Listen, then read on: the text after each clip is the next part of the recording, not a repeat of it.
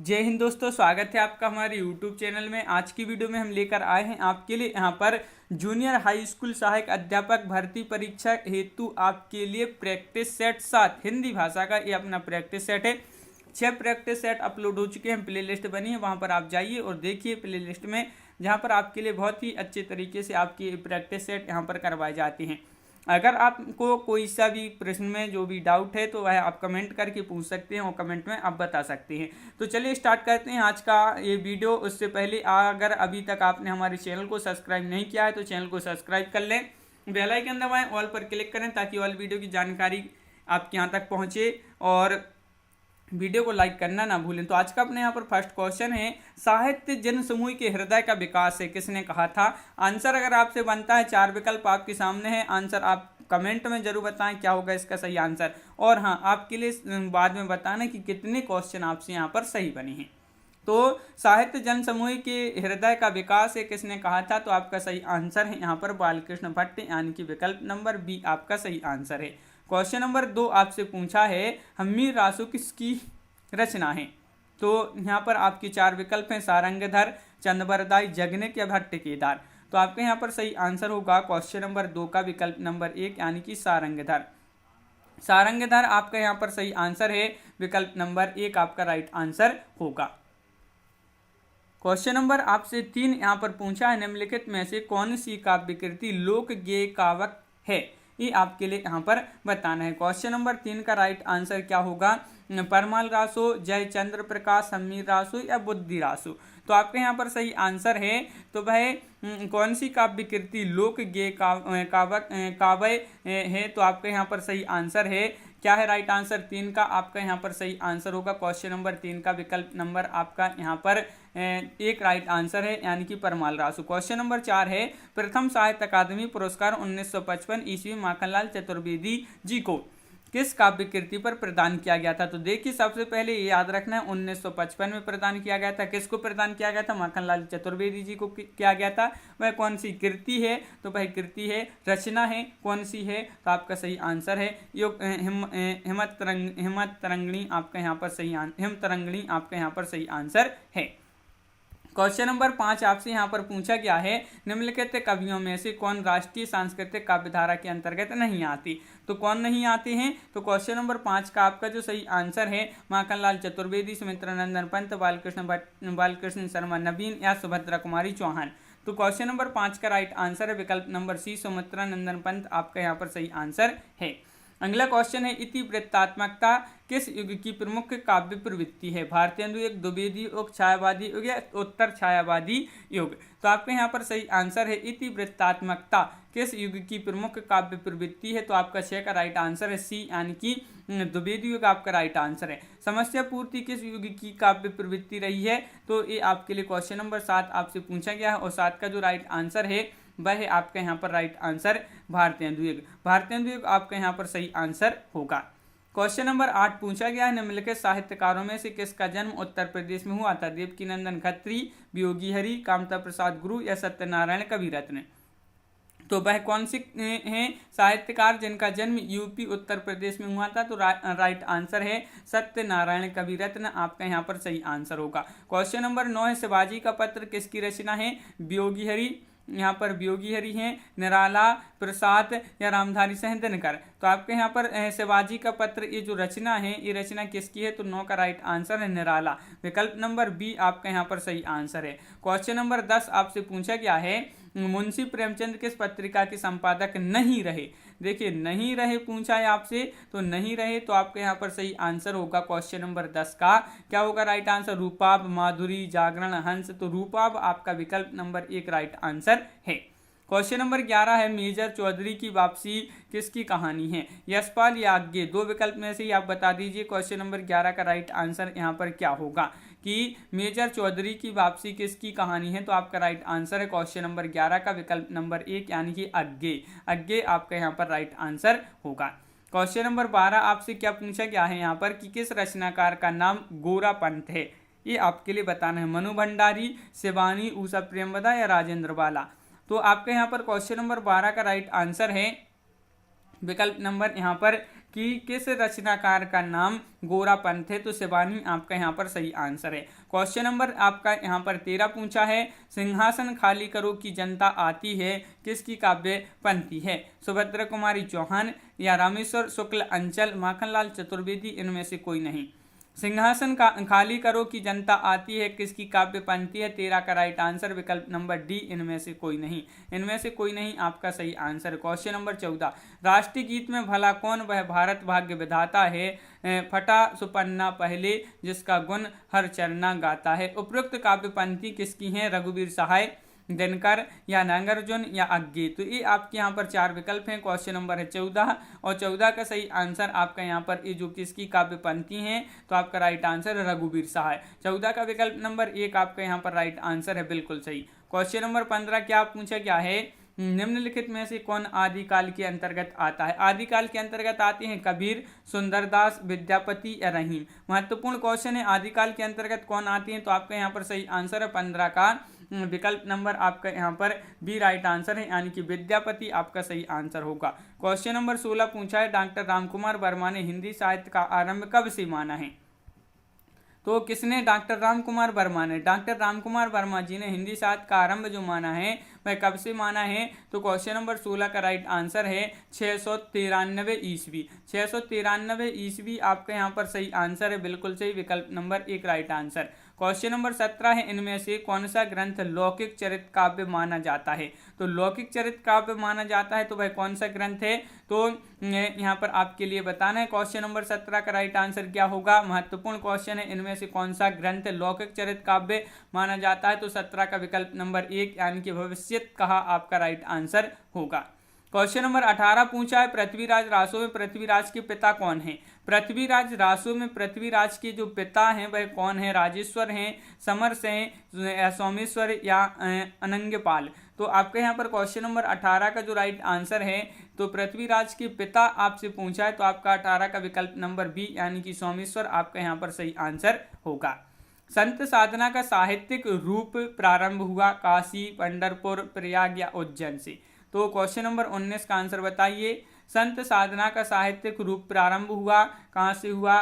तो 19 का right answer है पंढरपुर, यानी कि विकल्प नंबर सी आपका राइट आंसर यहाँ पर है। क्वेश्चन नंबर 20 क्या पूछा गया है? 20वां क्वेश्चन पूछा है, आचार्य रामचंद्र शुक्ल ने प्रेमाख्यान परंपरा का हिंदी में प्रवर्तक या प्रथम कवि किसे माना है? तो क्वेश्चन नंबर 20 पूछा है आपसे यहाँ पर, आचार्य रामचंद्र शुक्ल ने प्रेमाख्यान परंपरा का हिंदी में प्रवर्तक या प्रथम कवि जो माना है कुतुबन, मुल्लादाऊद, ईश्वरदास या असाहित?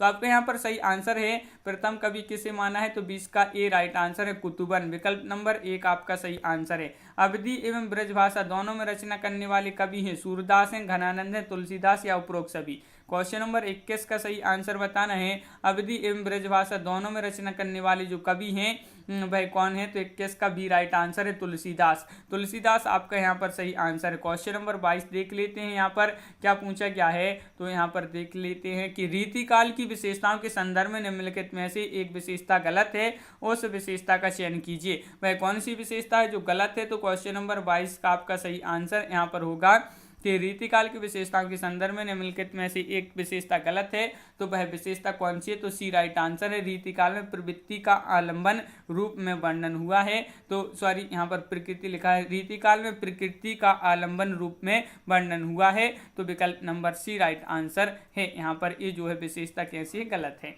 और क्वेश्चन नंबर आपका 23 पूछा है, भारतेंदु युग का एक अन्य नाम भी है, तो वह क्या है? प्रगति, प्रयोग काल है, पुनर्जागरण काल है, जागरण सुधार काल है, नव सामंत काल है? तो 23 का सही आंसर है यहाँ पर जो होगा वह होगा आपका विकल्प नंबर यहाँ पर सी। भारतेंदु युग का जो एक अन्य नाम है पुनर्जागरण काल है। क्या है? पुनर्जागरण काल आपका सही आंसर होगा। क्वेश्चन नंबर 24 है, अंग्रेज राज सुख साज सजे सब भारी, पे धन विदेश चली जाते यही अति ख्वारी। ये पंक्तियाँ किसके द्वारा लिखी गई हैं? ये पंक्तियाँ आपकी महत्वपूर्ण हैं, तो बताइए ये पंक्तियाँ किसके द्वारा लिखी गई? मैथिली शरण गुप्त, भारतेंदु हरिश्चंद्र, महावीर प्रसाद द्विवेदी या प्रताप नारायण मिश्र? तो 24 का सही आंसर आपका यहाँ पर जो होगा वह होगा आपका भारतेंदु हरिश्चंद्र, आपका राइट आंसर यहाँ पर सही आंसर होगा। गोल्ड स्मिथ की कृति है ट्रेवलर का अनुवाद किसने किया है? तो क्वेश्चन नंबर 25 का आपका जो सही आंसर है वह आपका यहाँ पर क्या होगा राइट आंसर। तो गोल्ड स्मिथ की कृति ट्रेवलर का जो अनुवाद किया है वह किसने किया है, तो 25 का सी राइट आंसर होगा श्रीधर पाठक। श्रीधर पाठक आपका यहाँ पर सही आंसर है। द्विवेदी युग का वह साहित्यकार जिन्हें कविता, कामिनी कांत, भारतेंदु, प्रज्ञेंदु, साहित्य सुधाकर उपाधियों से विभूषित किया गया था। इतनी सारी उपाधियों से जो विभूषित किया गया था द्विवेदी युग का वह साहित्यकार है, वह कौन है, नाथूराम शर्मा शंकर हैं, भारतेंदु हरिश्चंद्र, रामधारी सिंह दिनकर, सूर्यकांत त्रिपाठी निराला। तो आपका यहाँ पर आपके लिए यहाँ पर सही आंसर होगा नाथूराम शर्मा शंकर, यानी कि विकल्प नंबर ए आपका राइट आंसर है 26 का। क्वेश्चन नंबर 27 पूछा है मधुप उपनाम से काव्यानुवाद करने वाले कवि निम्नलिखित में से कौन है। महावीर प्रसाद द्विवेदी हैं, माखनलाल चतुर्वेदी हैं, या मैथिली शरण गुप्त हैं, भारतेंदु हरिश्चंद्र हैं। क्वेश्चन नंबर 27 का आपके लिए आंसर बताना है। मधुप उपनाम से काव्यानुवाद करने वाले कवि निम्नलिखित में से कौन है। 27 का आपका भी राइट आंसर होगा मैथिली शरण गुप्त, आपका सही आंसर है। क्वेश्चन नंबर 28 है निम्नलिखित में से कौन सी रचना अयोध्या सिंह उपाध्याय हरिवंश की नहीं है पूछा है आपसे। तो आपका यहाँ पर सही आंसर है विचित्र विवाह, चौखे चौपदे, या वैदेही वनवास, या चुभते चौपदी। तो आपके यहाँ पर 28 का सही आंसर नहीं पूछा है, अयोध्या सिंह उपाध्याय हरिवंश जी की रचना नहीं है। तो आपका 28 का विकल्प नंबर एक राइट आंसर है विचित्र विवाह, आपका सही आंसर होगा। क्वेश्चन नंबर आपका यहाँ पर पूछा है 29 की छायावाद की निम्नलिखित विशेषताएं हो सकती हैं। तो विशेषण, विपर्याय, या स्वच्छंद, भावावेश, मूर्त विधान, या इतिवृत्तात्मकता। यहाँ पर आपके कूट भी दिए गए हैं, ये आप देख सकते हैं, ये कूट हैं। इनमें से आपके लिए बताना छायावाद की विशेषताएं हो सकती हैं, कौन कौन सी हो सकती हैं। तो 29 का सही आंसर एक राइट आंसर है विकल्प नंबर ए, यानी कि 1 2 3 1 2 3 ये जो है आपका यहाँ पर सही आंसर होगा। क्वेश्चन नंबर आपका यहाँ पर 30 पूछा है जयशंकर प्रसाद की कृतियाँ किस विकल्प में हैं। वह विकल्प का चयन कीजिए आप यहाँ पर, वह कौन सा विकल्प है जिसमें जयशंकर प्रसाद जी की कृतियाँ यानी कि रचनाएं हैं। तो क्वेश्चन नंबर 30 का राइट आंसर सभी के लिए पता होगा, बहुत ही जो है सरल है, झरना, लहर, ध्रुव सौमनी और स्कंदगुप्त, ये आपकी जो है जयशंकर प्रसाद की कृतियां हैं। तो विकल्प नंबर बी आपका 30 का राइट आंसर है। अगला क्वेश्चन है तेरा वैभव देखूं या जीवन का क्रंदन देखूं, यह पंक्ति है, यह पंक्ति बताना है आपके लिए। तो क्वेश्चन नंबर 31 का आपका जो सही आंसर है 31 का राइट आंसर होगा आपका यहाँ पर महादेवी वर्मा। महादेवी वर्मा की ये पंक्ति है, तो विकल्प नंबर सी आपका राइट आंसर यहाँ पर होगा। 32वां क्वेश्चन यहाँ पर निम्नलिखित पुस्तकों में से किसकी भूमिका को छायावाद का घोषणा पत्र कहा जाता है। तो अनामिका, परिमल, पल्लव, कामायनी। क्वेश्चन नंबर 32 है और 32 का जो सही आंसर है वह आपके यहाँ पर विकल्प नंबर बी राइट आंसर है, यानी कि पल्लव आपका सही आंसर है। क्वेश्चन नंबर 33 है वैद्यनाथ मिश्र किसका वास्तविक नाम था। क्वेश्चन नंबर 33 का राइट आंसर है वैद्यनाथ मिश्र किसका वास्तविक नाम था, नागार्जुन, या रघुवीर सहाय, मुक्तिबोध, या धूमिल। तो क्वेश्चन नंबर 33 का आपका जो सही आंसर है 33 का राइट आंसर आपका यहाँ पर नागार्जुन आपका यहाँ पर सही आंसर होगा। क्वेश्चन नंबर 34 पूछा है नई कविता की प्रमुख लक्षण है। तो नई कविता की प्रमुख लक्षण यहाँ पर बताना है क्वेश्चन नंबर 34 में। सभी लोग एक बार वीडियो को लाइक अवश्य कर लें, जिन्होंने अभी तक वीडियो को लाइक नहीं किया है तो एक बार वीडियो को लाइक अवश्य कर लिया करें सभी लोग। तो 34 का विकल्प नंबर एक राइट आंसर है। नई कविता की प्रमुख लक्षण है अनुभूति की सच्चाई, बुद्धिमूलक यथार्थवादी दृष्टि, विकल्प नंबर एक राइट आंसर है। क्वेश्चन नंबर 35 है निम्न में से कौन सुमेलित नहीं है। सुमेलित नहीं है तो अर्धनारीश्वर रामधारी सिंह दिनकर, आस्था और सौंदर्य रामविलास शर्मा, प्रबंध प्रतिमा जयशंकर प्रसाद, या आत्मनिपद अज्ञे। तो आपका सही आंसर आपको पता होगा 35 का आपका सी राइट आंसर है प्रबंध प्रतिमा जयशंकर प्रसाद, ये जो है सुमेलित नहीं है। क्वेश्चन नंबर 36 है हिंदी निबंध का उत्कर्ष काल है। तो हिंदी निबंध का जो उत्कर्ष काल भारतेंदु युग है, शुक्ल युग है, द्विवेदी युग है, शुक्लोत्तर युग है। क्वेश्चन नंबर 36 का आपके लिए आंसर बताना है। तो 36 का सही आंसर आपका यहाँ पर विकल्प नंबर सी राइट आंसर है, यानी कि शुक्ल युग आपका यहाँ पर 36 का सी राइट आंसर यहाँ पर है। क्वेश्चन नंबर 37 पूछा है निम्न में से कौन सा सही सम्मिलित नहीं है।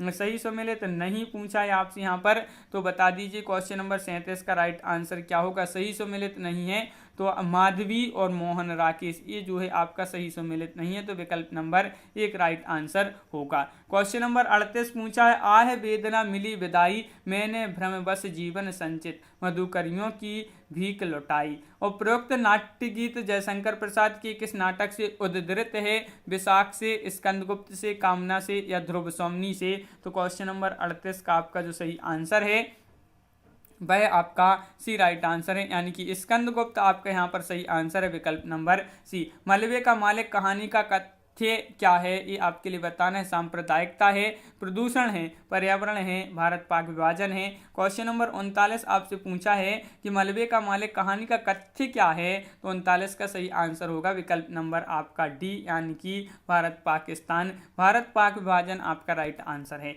सोम बुआ किस कहानी में प्रमुख पात्र हैं? क्वेश्चन नंबर 40 में बताना है। सोम बुआ जो है किस कहानी में प्रमुख पात्र हैं?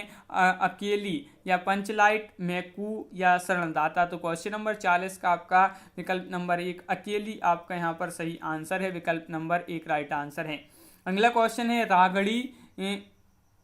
राघड़ी बोली कहाँ बोली जाती है? तो क्वेश्चन नंबर 41 का आपका जो सही आंसर है उत्तर प्रदेश, मध्य प्रदेश, केरल या हरियाणा? तो आपका यहाँ पर सही आंसर है 41 का विकल्प नंबर आपका यहाँ पर ये जो बोली बोली जाती है कहाँ पर?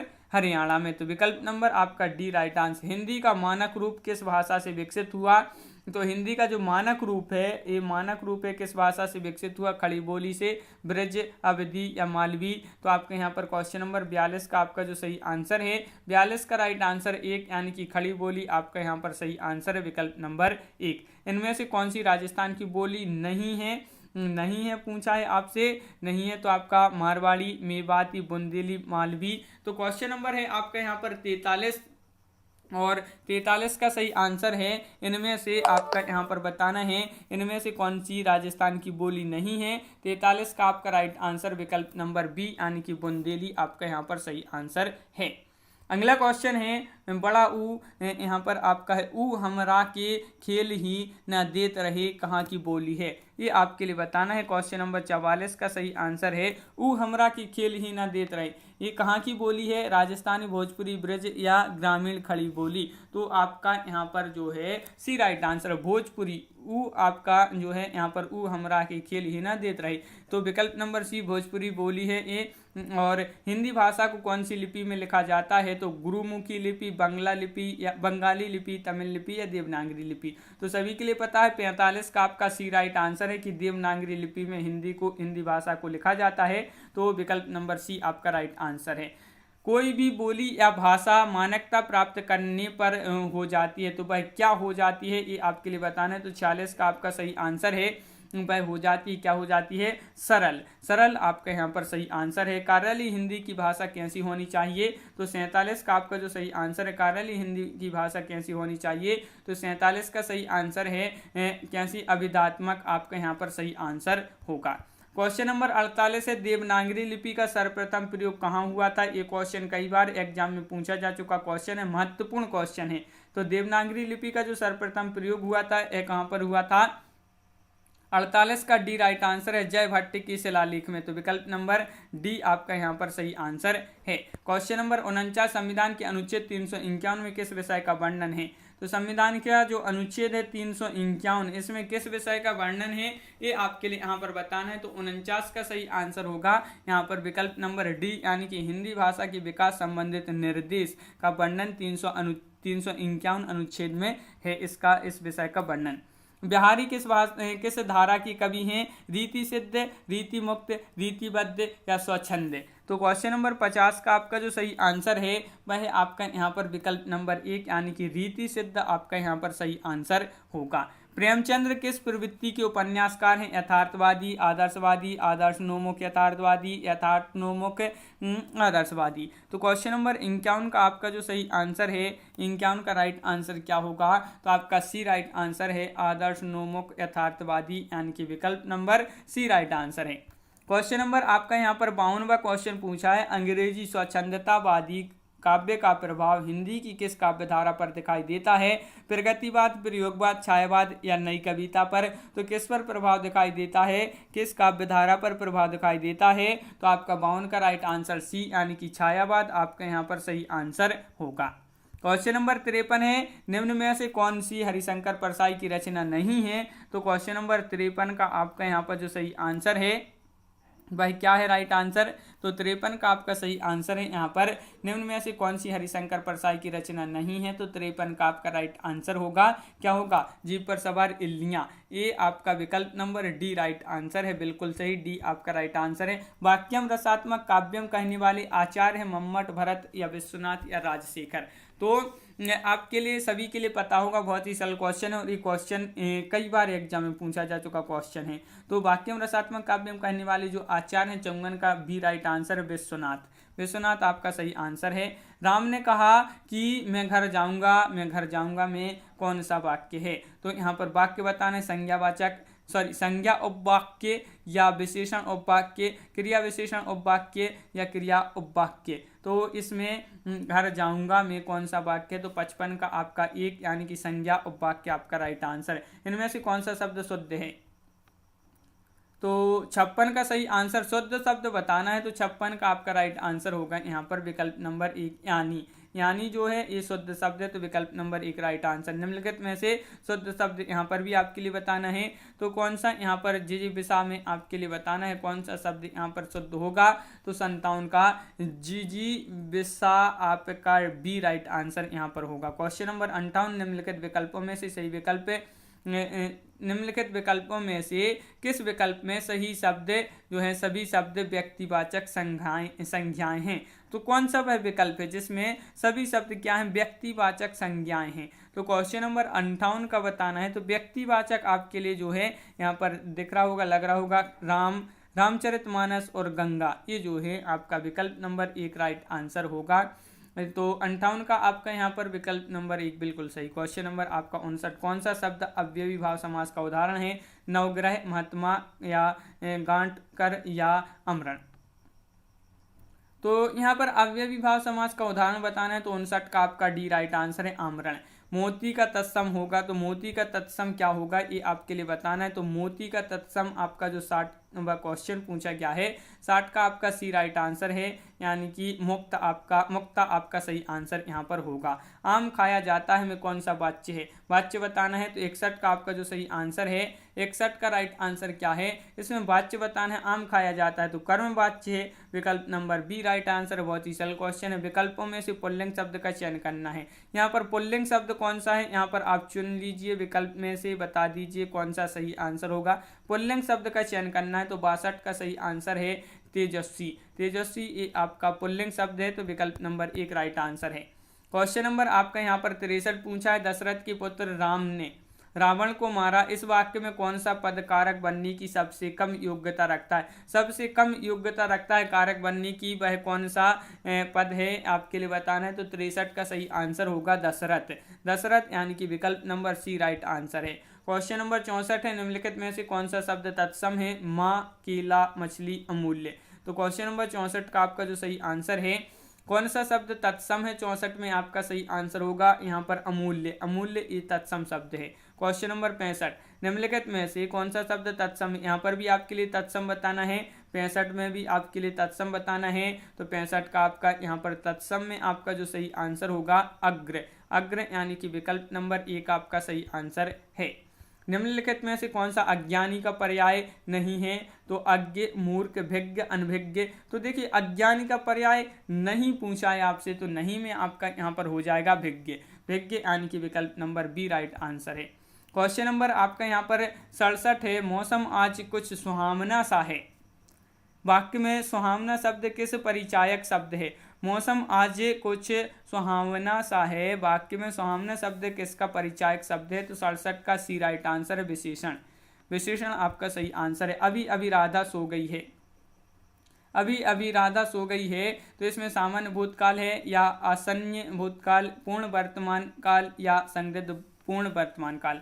68 का आपका बी राइट आंसर होगा, आसन्न भूतकाल आपका यहाँ पर विकल्प नंबर बी यहाँ पर सही आंसर होगा। मंगल भवन या मंगलहारी द्रवहु सो दशरथ अजर बिहारी। इन पंक्तियों में किस छंद का प्रयोग हुआ है? मंगल भवन या मंगलहारी, द्रवहु सो दशरथ अजर बिहारी। तो इस पंक्तियों में आपके लिए छंद का प्रयोग बताना है, तो छंद सोरठा, दोहा, चौपाई, सवैया। तो आपके लिए पता होगा इसमें जो है कौन सा छंद प्रयोग हुआ है, तो चौपाई आपका सही आंसर होगा। अगला क्वेश्चन है, माला फेरत जुग गया फिर यहाँ पर क्या है? माला फेरत जुग गया फिरा ना मन का फेर, कर का मन का डारी दे मन का फिर। इस दोहे में कौन सा अलंकार है? यहाँ पर अलंकार बताना है। तो आपके यहाँ पर जो 70वां क्वेश्चन है इसका सही आंसर है, इसमें यमक अलंकार है। क्वेश्चन नंबर है, निर्विवाद में समास है। क्वेश्चन नंबर 71 है, निर्विवाद में कौन सा समास है? कर्मधारय, तत्पुरुष, अव्ययी भाव या बहुब्रीहि। तो 71 का राइट आंसर होगा अव्ययी भाव, यानी कि विकल्प नंबर बी आपका सही आंसर है। अगला क्वेश्चन है, धातुष्मा में प्रयुक्त संधि कौन सी है? अयादि, गुण, दीर्घयण। तो 72 का सही आंसर बताना है। महत्वपूर्ण क्वेश्चन है, धातुष्मा में आपके लिए संधि बताना है। 72 का सी यानी कि दीर्घ राइट आंसर होगा। क्वेश्चन नंबर 73 है, निम्नलिखित शब्दों में से किसमें स्वर संधि है? तो तपोगुण में, अतएव, रामायण या सज्जन। तो क्वेश्चन नंबर 73 का आपका जो सही आंसर है वह आपका 73 का बी राइट आंसर है, यानी कि रामायण आपका यहाँ पर बी यहाँ पर सही आंसर है। क्वेश्चन नंबर 74 है, दिए गए वाक्य में प्रयुक्त अलंकार की भेद का चयन दिए गए विकल्पों में से करें। तो यहाँ पर आपके लिए यहाँ पर जो है बताना है, चयन करना है। ऊंचे घोर मंदिर के अंदर रहनवारी, ऊंचे घोर मंदिर के अंदर रहाती हैं। यमक, उत्प्रेक्षा या व्यतिरेक या आपका उपमा। यहाँ पर ये 4 विकल्प हैं, यहाँ पर आपके लिए चयन करना है। तो आपका सही आंसर है 74 का विकल्प नंबर 1, यानी कि यमक आपका राइट आंसर। एक बूंद सहसा उछली किस विधा की रचना है? 75 का सही आंसर आपका यहाँ पर होगा। एक बूंद सहसा उछली किस विधा की रचना है? तो यात्रा वृत्तांत आपका सही आंसर है। अष्टचाप की कवियों में प्रथम नियुक्त कीर्तनकार कवि कौन थे? तो कीर्तनकार कवि बताना है अष्टचाप की कवियों में प्रथम। तो नंददास, सूरदास, कृष्णदास, कुंभनदास। तो आपका 76 का जो सही आंसर है वह होगा आपका यहाँ पर कुंभनदास। कुंभनदास विकल्प नंबर डी आपका सही आंसर यहाँ पर है। क्वेश्चन नंबर 77 पूछा है कि जायसीकृत पद्मावत है, पुराण काव्य है, रूपक काव्य है, धर्म काव्य है या चंपू काव्य है। तो क्वेश्चन नंबर 77 का सही आंसर आपके लिए बताना है। 77 का राइट आंसर विकल्प नंबर सी रूपक काव्य आपका यहाँ पर विकल्प नंबर सी राइट आंसर यहाँ पर है। क्वेश्चन नंबर 78 क्या पूछा है? यहाँ पर पूछा है कि बसो मेरे नैनन में नंदलाल किसकी पंक्ति है? सूरदास, मीराबाई, नंददास या कृष्णदास। ये पंक्ति कई बार एग्जाम में पूछी जा चुकी है। बसो मेरे नैनन में नंदलाल, ये पंक्ति किसकी है? तो 78 का सी राइट आंसर है। मीराबाई की ये पंक्ति है। किसकी पंक्ति है? मीराबाई जी की ये पंक्ति है। तो विकल्प नंबर आपका सी राइट आंसर है। दुर्व्यवहार में शब्द में प्रयुक्त उपसर्ग कौन सा होगा? यहाँ पर उपसर्ग बताना, बहुत ही सरल क्वेश्चन पूछा गया है। इसमें उपसर्ग कौन सा? तो उपरोक्त सभी होंगे आपकी। 79 का डी राइट आंसर है। उपरोक्त सभी दुहु, वी और अब आपका यहाँ पर सही आंसर होगा। क्वेश्चन नंबर आपका यहाँ पर अगला क्या दिया गया है? और यहाँ पर अगर आपको जो है डाउट है तो भाई आप कमेंट में बताएं, इसमें थोड़ी सा लग रहा है तो आप कमेंट में भी बता सकते हैं और इसका हम अगले वीडियो में आपके लिए अच्छे से कंफर्म करके बता देंगे। अज्ञ शब्द का विलोम बताना है। यहाँ पर अज्ञ का क्या होगा? तो 80वां क्वेश्चन पूछा गया है। अज्ञ का विलोम बताना है तो अज्ञ का आपका यहाँ पर 80 का राइट आंसर होगा 1, यानी कि विज्ञ। बहुत ही सरल क्वेश्चन है, अज्ञ का विज्ञ। निम्नलिखित प्रश्न में 4 विकल्पों में से उस विकल्प का चयन करें जो रेखांकित शब्द के आधार पर पुरुषवाचक सर्वनाम की भेद का सही विकल्प है। तो पुरुषवाचक सर्वनाम की भेद का सही विकल्प बताना है। वह कल मुझसे मिलने आएगी, वह कल मुझसे मिलने आएगी, इसमें आपके लिए बताना है। तो आपका यहाँ पर सही आंसर क्या होगा? 81 का सही आंसर है अन्य पुरुषवाचक। अन्य पुरुषवाचक आपका यानी कि विकल्प नंबर सी राइट आंसर है।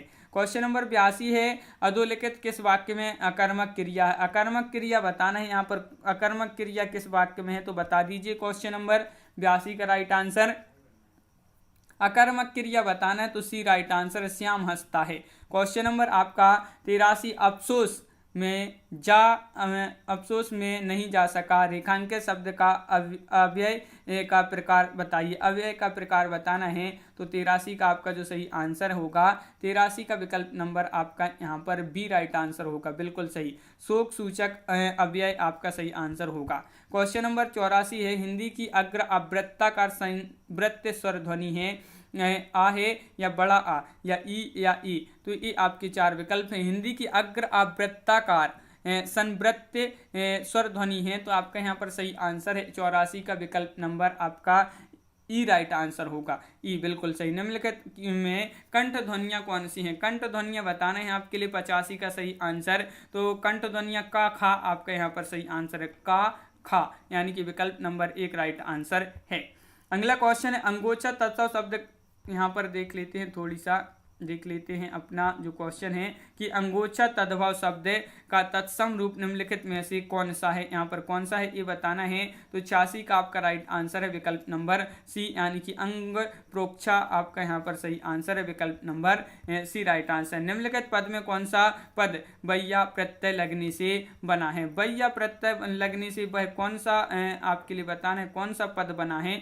तो 87 का आपका सही आंसर है भैया, आपके लिए अलग ही दिख रहा होगा, खबैया आपका यहाँ पर राइट आंसर है,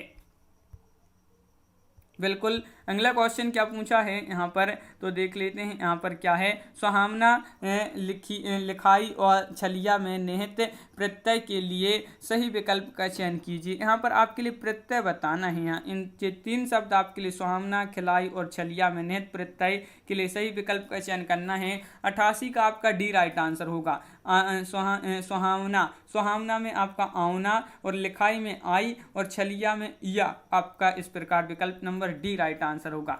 अकारांत स्त्रीलिंग शब्द का बहुवचन बनाने के लिए क्या किया जाता है ये आपके लिए बताने की। अकारांत स्त्रीलिंग शब्द का बहुवचन बनाना है तो क्या किया जाता है ये आपके लिए बताना है। तो 89 का आपका राइट आंसर है क्या है, अंत्य स्वर के बदले ए जो है एन का कर दिया जाता है। तो इस प्रकार आपका सी राइट आंसर यहाँ पर होगा। अगला क्वेश्चन है, लल्लो चप्पो करना मुहावरे का अर्थ बताना है। यहाँ पर क्या होगा इसका अर्थ? तो क्वेश्चन नंबर 90 का राइट आंसर होगा बातें बनाना, विकल्प नंबर आपका यहाँ पर 1 राइट आंसर है, विकल्प नंबर ए बिल्कुल सही। अगला क्वेश्चन है, आविर्भाव का समानार्थी क्या होगा? विश्लेषण होगा, संप्रदाय या रूपगत या अवतरण। तो क्वेश्चन नंबर 91 यानी कि 91 का सही आंसर होगा, विकल्प नंबर डी यानी कि अवतरण आपका सही आंसर है। अद्री शब्द का अर्थ क्या है? दुख है, व्यर्थ है, गीला है, पर्वत है। तो क्वेश्चन नंबर 92 का सही आंसर होगा अद्री शब्द है और इसका जो अर्थ होगा वह पर्वत होगा, यानी कि विकल्प नंबर डी आपका यहाँ पर सही आंसर है। क्वेश्चन नंबर है आपका यहाँ पर 93, मात्रिक विषम संयुक्त छंद कौन सा है ये आपके लिए बताना है। मात्रिक विषम संयुक्त छंद है छप्पा है, हरिगीतिका, कुंडलियां या सौरठा। तो आपके यहाँ पर सही आंसर है 93 का विकल्प नंबर 93 का विकल्प नंबर कुंडलियां, यहाँ पर डी राइट आंसर होगा। अनेकार्थी शब्द पानी के लिए निम्नलिखित में से गलत विकल्प का चयन करना है। तो यहाँ पर आपके लिए गलत जो विकल्प है वह चयन कीजिए। क्वेश्चन नंबर 94 का सही आंसर क्या होगा? तो 94 का गलत संजीवनी आपका राइट आंसर होगा, संजीवनी आपका सही आंसर है। अरण्य रोदन मुहावरे का अर्थ स्पष्ट करना है। तो इसका जो मुहावरे का अर्थ स्पष्ट यहाँ पर क्या होगा? 95 का आपका राइट आंसर बताना है। तो 95 का निरर्थक आपका यहाँ पर विकल्प नंबर सी राइट आंसर होगा, निरर्थक। यहाँ पर आपके लिए बताना है, ये गद्यांश आपका यहाँ पर दिया गया है काव्यांश, जिसको पढ़कर आपके लिए नीचे यहाँ पर उत्तर बताने होते हैं। तो यहाँ पर पहले एक काव्यांश पढ़ लेते हैं क्या है। तो देखिए, विविध प्रांत है अपनी अपनी भाषा के अभिमानी हम, पर इन सबसे पहले दुनिया वालों हिंदुस्तानी हम, रहन सहन में खान पान में भिन्न भले ही हो कितने, इस मिट्टी को देते आए मिलजुल कुर्बानी हम, सदियों से कुचले लाखों तूफान हमने पद तले से, और आज झुके कुछ टकरा कर तो कल लगते फिर जो है जागी से, अंडमान से कश्मीर भले ही दूर दिखाई दे कितना, पर हर प्रांत जुड़ा है अपना अगणित कोमल धागों से, जिस ओर बढ़ाए पग हमने हो गई उधर भू नव मंगल, आज़ाद वतन के बासिंदे हर चरण हमारा है बादल। और यहाँ पर है, इसमें आपके लिए ये जो है आपका काव्यांश हो गया है। अब इससे क्वेश्चन बनते हैं। तो इसमें हम भारतीय जिधर भी अपने कदम बढ़ाते हैं वहाँ आगे आपके लिए यहाँ पर बताना है। तो क्या होगा सही आंसर, तो यहाँ पर आपका होगा कि हम भारतीय जिधर भी अपने कदम बढ़ाते हैं वहाँ शुभ कार्य होते हैं, यानी कि विकल्प नंबर बी राइट आंसर होगा। अगला क्वेश्चन, पेड़ शब्द का समानार्थी नहीं है। नहीं पूछा है आपसे यहाँ पर, नहीं में आपका यहाँ पर क्या हो जाएगा, तो पेड़ शब्द का समानार्थी नहीं है, तो आपका सही सी राइट आंसर है 9। अगला क्वेश्चन क्या पूछा है कि कविता के अनुसार विविधताओं के बीच भी हम एक हैं, क्योंकि सबसे पहले हम क्या हो गए, यहाँ पर आपके लिए बताना है क्या होगा राइट आंसर। तो आपका सही आंसर है कविताओं के अनुसार विविधताओं के बीच भी हम एक हैं, क्योंकि सबसे पहले हम भारतीय हैं। विकल्प नंबर डी आपका राइट आंसर होगा। यहाँ पर समास की दृष्टि से शेष से भिन्न पद है, तो शेष से भिन्न पद खान पान, अपनी अपनी, मिलना जुलना या रहन सहन। यहाँ पर आपके लिए जो भिन्न पद बताना है समास की दृष्टि से, तो आपका यहाँ पर 99 अपनी अपनी, ये जो है भिन्न है, तो यहाँ पर ये आपका जो है विकल्प नंबर सी राइट आंसर होगा। क्वेश्चन नंबर 100 पूछा है, सदियों से कुचले लाखों तूफान हमने पद तले से। कथन में तूफान का भाव क्या है, आक्रमण, आंधियां, लड़ाइयाँ या कठिनाइयाँ।